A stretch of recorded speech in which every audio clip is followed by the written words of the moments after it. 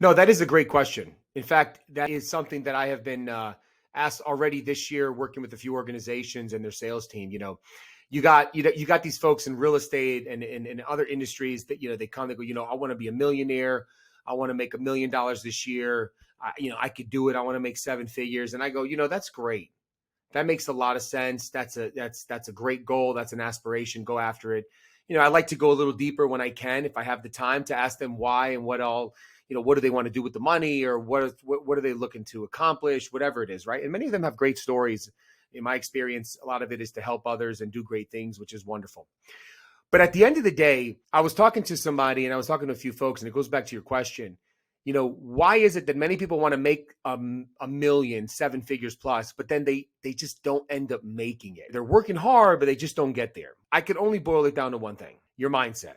You will never be able to outproduce your mindset. You never be able to outproduce your belief system. If you want a million, but you believe you're not $1 million producer, you're not going to get to $1 million, because what's going to happen is your body is not going to lead you down the path. Your body is not going to take you to where you need to go. Your mind is not going to help you get to those areas of opportunity, because you're on the hunt for that million or the opportunity to grow to be a millionaire. So you go, I want to make a million, but your belief system is, I'm a $250,000 kind of guy.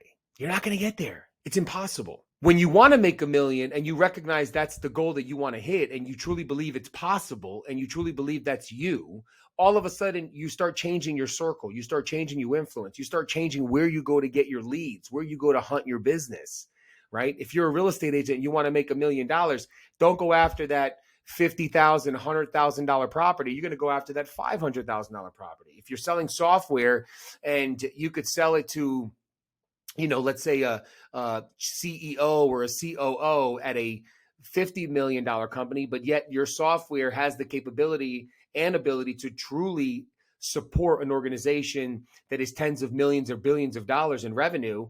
And ultimately, through customizations, the implementation of your software can be seven-figure implementation or seven-figure cost. Why sell to the $20 million company and know you're going to get penny pinched, rather than go sell to that $5 billion enterprise company and ultimately win their business, where they're used to spending that kind of money? You see, so you got to think differently, but you got to believe it's possible.